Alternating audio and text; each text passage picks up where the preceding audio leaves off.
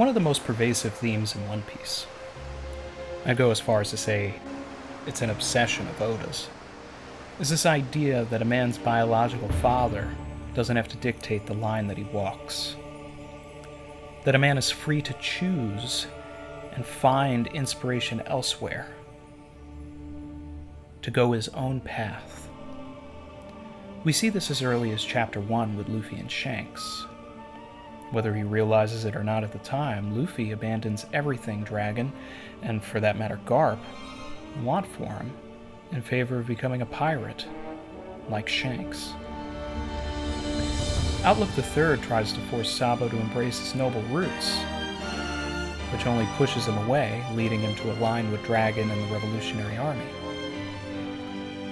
Much like Gold Roger, Ace chooses to become a pirate, but later embraces the ideals of Whitebeard, his rival. Sanji abandons everything related to the Vinsmokes in favor of Zeph's teachings. Even Chopper leaves his reindeer father behind to inherit the will of Dr. Hiraluk. But one of the more intriguing instances of this theme regards Trafalgar Law. His father, Mr. Waterlaw, was a doctor, and Don Quixote Rocinante, Corazon, the man whose will Law inherited, his Shanks, if you will, was a secret marine playing pirate.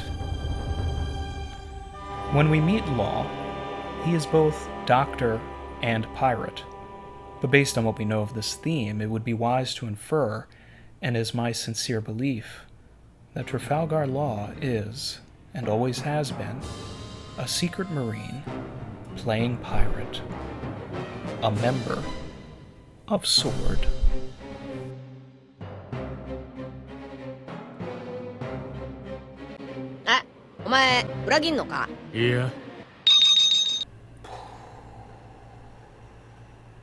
Yes, take a moment to compose yourself. Yes, I know I've just told you something that might have warped your world around.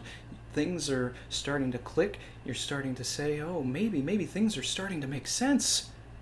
Because they should. Savage. And if they don't, I'll tell you why.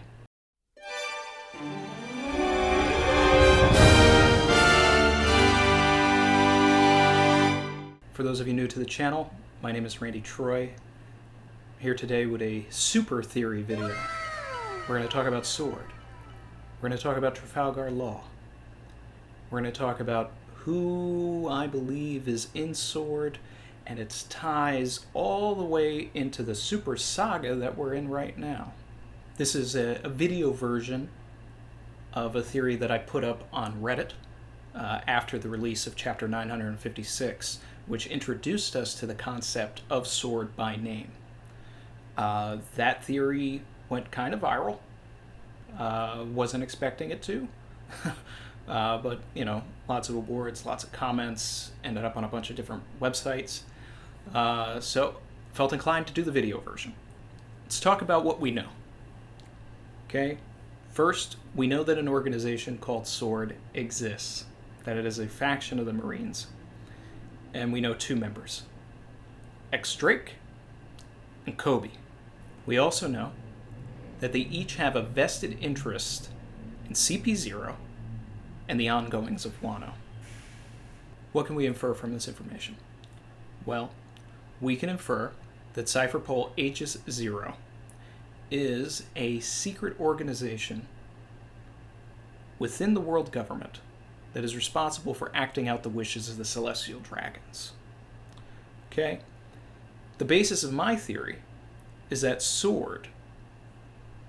is a secret faction of the Marines that is directly opposed to the ideals of not only the world government, but the Celestial Dragons. A counterbalance. And this is further emphasized by the fact that Aegis, in Greek mythology, is a shield. S.W.O.R.D. versus shield. Who else could be members of S.W.O.R.D.? Well, let's look at our two known members. Okay, with Kobe, you know, we could probably assume that perhaps Helmeppo is involved. But I'm going to take it a step further. I believe wholeheartedly that the leader and founder of S.W.O.R.D is Monkey D. Garp. All right, you still with me? We know that Garp has a serious and documented distaste for the nobles and celestial dragons in general. Okay? When confronted by Steli to prostrate before him, Garp has some choice words in regards to the celestial dragons. In Chapter 0, Aokiji, Kuzan, approaches Garp and tells him how cool it is that he keeps denying and turning down the promotion to Admiral. Garp's answer is that he likes his freedom. We learn later from Sengoku that this choice of Garp's isn't a passing whim. He decidedly does not want to be directly underneath or at the beck and call of the celestial dragons. If you hate them so much, would you create a secret organization to oppose them? Would you? Huh? I wonder.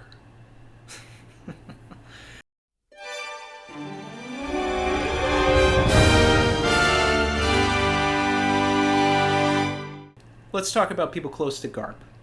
The main two candidates would be Sengoku and Tsuru. Start with Sengoku. First, no. I don't believe Sengoku has anything to do with S.W.O.R.D. At all, no. Yes, he had his own secret thing going on with Roshinante in the Law flashback, but as far as S.W.O.R.D. is concerned, I think that this is Garp's baby. Sengoku was the fleet admiral for years. He was way too close to Kong, the Gorosei, the Celestial Dragons, and indirectly Imu. Garp wouldn't want anybody in that circle to get a whiff of what he was up to.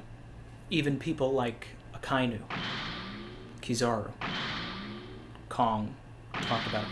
People that believe in absolute justice, no. I do not think that they have any sort of place in S.W.O.R.D. You know, sidebar, I know a lot of people think that Akainu has something to do with it because he's got that sword tattoo in that one cover story. No, Akainu is not a part of S.W.O.R.D. His beliefs would directly oppose Garp's and Kobe's. Garp hates Akainu's guts because he killed Ace. And Akainu hates Kobe because he stood up to him. There's no way any of them are working together. But back to Sengoku. Pre-timeskip, he was not the Hawaiian shirt, fun-loving guy that we see now. He was rigid, he was tough, he played the game. And he was still a force for good in the Marines, in the sense that by keeping Sengoku out of the loop, there's a level of plausible deniability were Sengoku to find out. Because if Garp and his organization were to topple, at least Sengoku was still running the show and Garp could trust Sengoku. Tsuru, on the other hand, I absolutely believe is a member of S.W.O.R.D.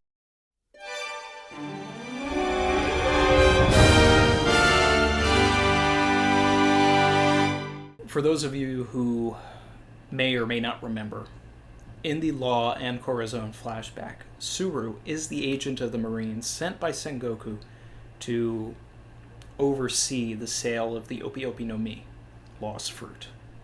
The person in possession of this fruit was Diaz Barrows, father of Diaz X Drake.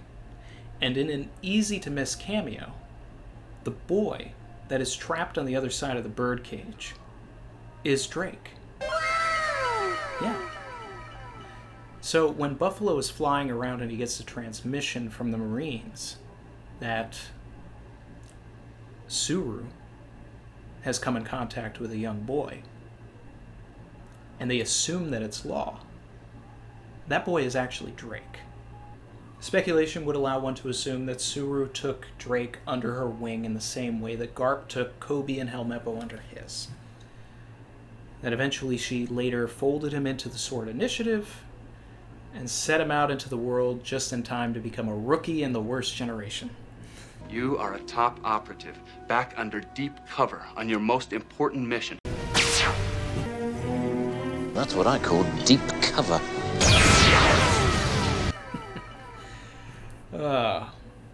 So why was Drake's goal to infiltrate Kaido? We see very early on, right before the time skip happens, that once Drake leaves the archipelago, he basically beelines it to whatever the winter island is that Scotch is on, because he wants in on Kaido's operation. It's implied that he's aligned with Kaido by the time we see him again post-time skip in Caribou's cover story, which is also why Caribou showed up in the prison mines in Wano. But why? Well, we know that Kaido is using his prison mines and factories to create weapons, which are then being supplied and brokered by Doflamingo over the black market to support wars. Based on Kurozumi Orochi's meeting with CP0, we now know that they have an invested interest in these weapons and these wars, which also means that the Celestial Dragons have a vested interest in these wars, which means that realistically they're at the top rung of this super-saga. It started with Caesar, but it all comes back to them. So it goes like this. Caesar manufactures the SAD chemical on Punk Hazard. He sends that chemical to Dressrosa, which then is filtered through the Smile factory by the Tontada. The Smile fruits get to a point where they're ripe. The Tontada and Doflamingo ship that to Wano. Kaido gives the fruits to the Beast Pirates to bolster his army. He then uses his now bolstered army to subjugate the citizens in the prison mines and even use his own people to build these weapons. The weapons are then sent to Dressrosa for Doflamingo to broker and ship out to the black market for the Celestial Dragons. Shh. Omoe, sunume wa nande? You're one ugly motherfucker. Who made a surprise cameo in Dressrosa? CP0. And who also was in Dressrosa? Sabo and the Revolutionary Army. Gee, what a coincidence.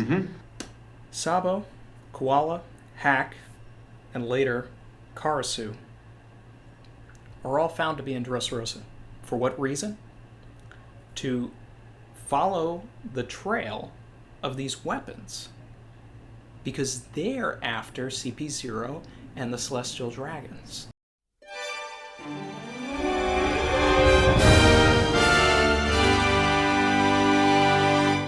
Luffy defeating Doflamingo was one problem. Sabo and the Revolutionary Army destroying those guns was a whole other problem. And we see the effects of this action later when we're introduced to Niji and Ichiji, because the island that they're on and the war that's happening has been affected by the lack of weapons that they were supposed to be supplied. Muddying the waters on everything, which is something that Oda loves to do. Who's right? Who's wrong? But are they wrong? What can we infer from the Revolutionary Army's interest in the weapons, as well as S.W.O.R.D's interest in CP0? Well, it's my belief that their goals are entirely aligned. They're both after the same thing, but they're just going at it from two different avenues. And this is interesting when you consider who is at the top of each organization. The Revolutionary Armies, you have Monkey D. Dragon. If I'm correct about S.W.O.R.D, at the top you have Monkey D. Garp. We just discovered that we are related from the same family. I expect at some point, in pure Oda fashion, to get a very depressing backstory that tells us the history of Garp and why he is so upset with the Celestial Dragons. Speculation territory here, but I believe that this all comes from possibly Garp's wife, Dragon's mother, Luffy's grandmother, being murdered by Celestial Dragons. Whether she was enslaved or if she was a Celestial Dragon herself, that was, looked down upon for fraternizing with commoners. There's a lot of ideals here. But take that out of the equation, you're going to have some mad people. Yeah. Garp's not going to want to work with you. He's going to want to destroy you. But he knows how powerful you are. So he's going to be okay with playing the long game. He's going to stay a Marine. But he's going to manipulate from the shadows your downfall. Whereas Dragon would have this ideal similar to Garp's, but instead of saying, I'm going to be completely in the shadows, he's saying, if I see them, it is on sight. I'm going after them and I want them to know that I'm targeting them. They both want the same thing, but there's a clash of ideals, which would be poetic and something that Oda would surely do and has shown us that he likes to do.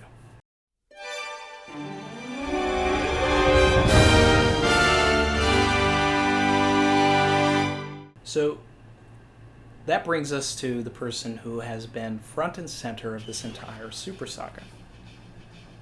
Trafalgar D. Waterlaw. We wouldn't be going on this long journey after Kaido if it weren't for Law. When Law meets Luffy on the archipelago, he says, "You've shown me something interesting, Straw Hats." And later, when he saves him at Marineford, he remarks that the reason why he's doing it is because they both share a bond. Now, naturally, one could assume that this is because they both have the middle initial D, and that he believes that the D will surely cause another storm. But, I think it's further that Law feels that he needs Luffy.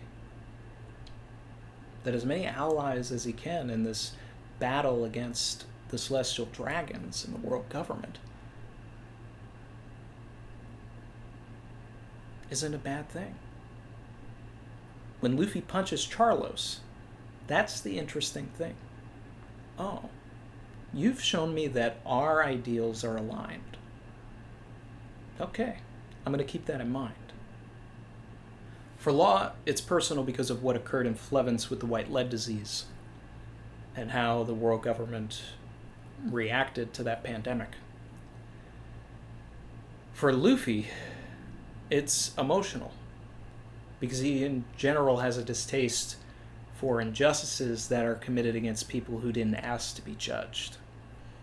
So when Law posits that the two of them team up and take down Kaido, I believe this serves a larger goal.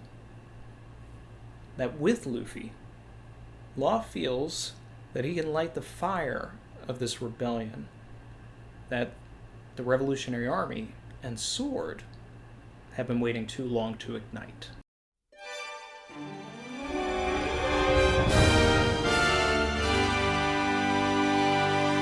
Well, interestingly enough, Law is connected to both X-Drake and Kobe. No way, man, no way. The very first moment that we see Law, the very first panel, he is sharing that entire page with Drake. His first line of dialogue is directed at Drake. Nothing's random in One Piece. He says, "Drake, how many people have you killed?" They know each other, they're friends, they hang out. This level of familiarity. The plot thickens, as they say. They've met before this moment. And based on what we know of Law's flashback, it certainly wasn't then. Or could it have been? Could Suru have also found Law? Could Law and Drake have come up together as chore boys like Kobe and Helmeppo did. Possibly. Detractors will remind me of the side novel that was not written by Oda that talks about Law's first 3 years of piracy following the death of Corazon. It explains how he meets Beppo, Shachi, Penguin, and gets the Polar Tang, his submarine. But ultimately, by the end of it, Law is only 16 or 17 years old. And when we meet him on the archipelago, he is a 24-year-old rookie. From ages 17 to 23, where were you, buddy? That's one of the big questions that I'm asking. Because I believe that that is prime time for him to have been learning medicine and training with a secret faction of the Marines. And, you know, for joke's sake, it's not lost on me that Law's pirate ship is a submarine. A submarine. You get it? And his name, Law. It's a metaphor. I heard it. It's good. You're funny. We see interactions between Drake and Law. And Drake is called out by Hawkins for how strange he's acting around Law. Like, it's literally a piece of dialogue. Like, you're acting really strange, man. Like, what's going on? And meanwhile, in front of them is a chained-up Law. Now, imagine for a moment that Drake and Law are actually friends, or, you know, like have some sort of, like, Kobe-Helmeppo relationship, and here Drake just has to pretend that, you know, he's ex-Drake the pirate and has no relationship with Law. It's not hard to imagine. Yeah, I'd probably be acting pretty weird, too. Drake even saves Law from Hawkins, which leads to another interaction between Drake and Law, where Law says something to the effect of, if this is part of some grand plan of yours, then I'll go with it. And he's pissed. I mean, I'd probably be pissed, too, if some dude, you know, nearly blew both of your covers. But there's still that level of familiarity in the dialogue that, you know, informs their alliance. When I put this on Reddit, some people thought that that line of dialogue was, you know, something that defeated the theory. No, I think it builds it. And I definitely expect a resolution to their connection by the end of the Wano arc. Okay. So now for the Kobe connection. That's what I've been waiting for! Some of you might have figured this out. This might be new information for some people. Okay. When we're reintroduced to Law post time skip, we have this chapter where Brand New, the guy who issues the bounties for everybody, is telling us, you know, he's giving us the warlord breakdown. It's when we find out that, you know, Buggy is truly a warlord, and that the Surgeon of Death, Trafalgar Law, and the mastermind of the Rocky Port incident is now a warlord. When we are reintroduced to Kobe post-time skip, in the Reverie, chapter 903, Kuros calls Kobe the hero of the Rocky Port incident. That's a hell of a coincidence, isn't it? Only the illusion of coincidence. When you're at this as long as I've been, you stop believing in coincidence. So, no matter what, whatever the Rocky Port incident is or was, and I do have a speculation on that, it means that Kobe and Law were in the same place at the same time. Okay, now, my basic speculation for the Rocky Port incident is, you know, we know that Law became a warlord by giving the government 100 hearts. Okay? I think that the Rocky Port incident was where Law was able to get those hearts. Suspicion that this was an inside job. I feel that the Rocky Port incident was a inside job by S.W.O.R.D to work together to round up a bunch of the Impel Down escapees. And Law was able to take their hearts and turn them into the government, which would later, help Law by being a warlord, because then he would have access that he didn't have prior. He could have a conversation with certain people without drawing attention to S.W.O.R.D, while also getting crucial information on his true enemy, the Celestial Dragons.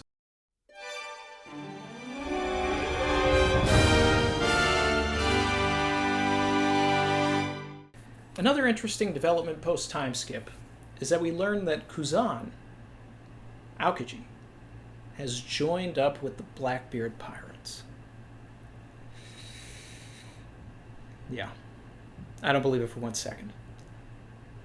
Kuzan is absolutely a member of S.W.O.R.D. And he, much like Drake, having infiltrated Kaido's organization, is infiltrating Blackbeard's organization. It's interesting that he shows up at Punk Hazard, the island where Law has been, hanging out. When Kuzan arrives on Punk Hazard, he tells Smoker and the rest of G5 to keep his appearance there. I was never here. A secret. Why? Why was he even there? What's the purpose of that? Because it's cool? No. Why was Law there?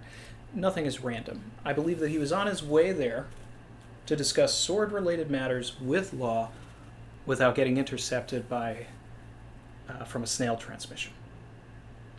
What he found on arrival was that Law had already broken the gears.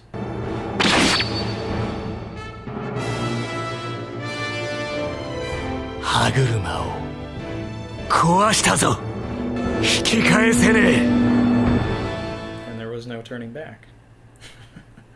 And thus started the domino effect of crippling the CP0's access to weaponry. For instance, when the DEA goes after a drug cartel, okay, they don't start with the street dealers. They want to go straight for the distribution. They want to hurt the kingpins. So that's why this all started with Caesar. Caesar was the chemist, which was, getting rid of him completely impacts the distribution, which is done by Doflamingo. Now, at any time, Law could have outed a street dealer like Virgo for being a secret pirate. Savage. But then that would have drawn unwanted attention from a kingpin like Doflamingo. And why draw that kind of attention until it matters? Right? Yeah. The meeting between Sengoku and Law on Dressrosa is interesting and poignant as well. Because here on one hand, you have Law, who inherited the will of Don Quixote Rocinante. Corazon looked at Sengoku like a father, not Don Quixote homing. Savage. Sengoku looked at Corazon like a son. So this conversation is almost like Sengoku's talking to his inherited will grandson. And, if this theory is true, then it's even more powerful because they're all Marines. Sengoku thinks he's talking to a pirate, that he didn't learn anything from Rocinante. But I believe that that's what makes it special, is that he did. And just as Sengoku had Corazon go undercover, Law is undercover. And regrettably can't tell Sengoku, because he's too close to the powers that be, even in retirement.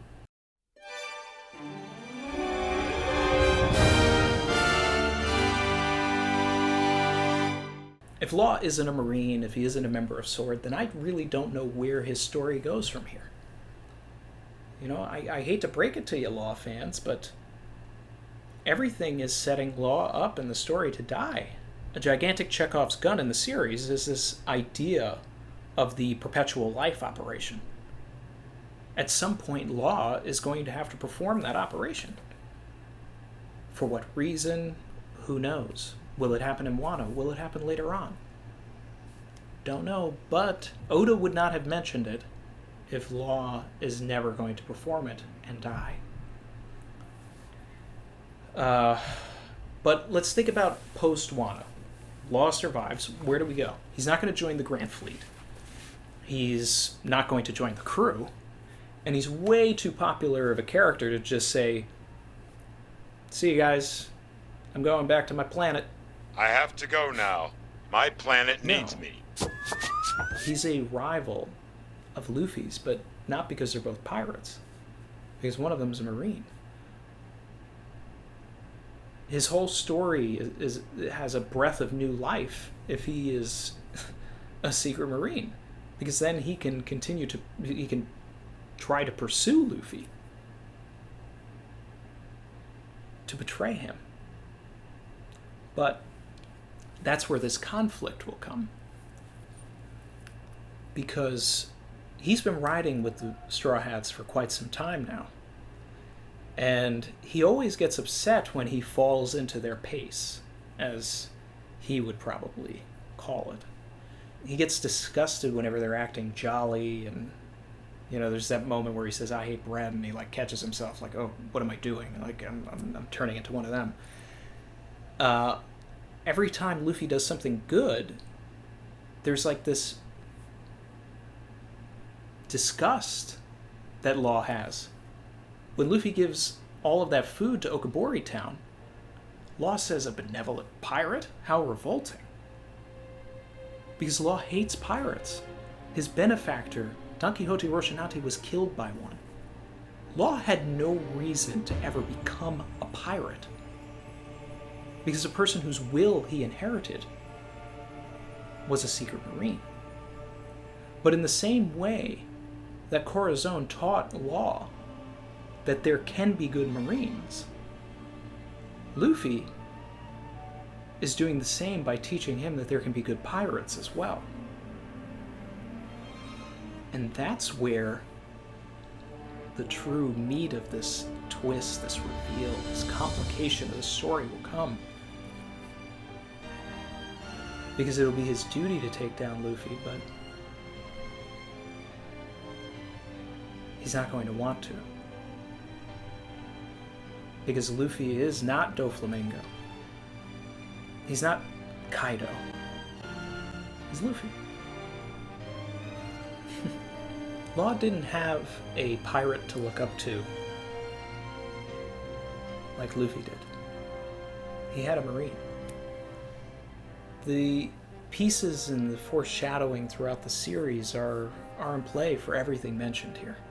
Law inherited Don Quixote Rocinante's will. And that's why I truly believe that Trafalgar D. Water Law is a secret Marine. And, he's bound to betray Luffy, sure. But Oda will redeem him in the final war against the world government. Law will be on their side once again. Because ultimately he's got to get his revenge for Flevins and his family. But that does it for me. I really appreciate you guys taking the time to sit through this super theory with me. I hope it was entertaining. Feel free to like, comment, subscribe for more content like this. There's weekly reviews for the chapters. And, I'm just having fun. Thanks again. Stay safe, and I'll see you next time. Bye.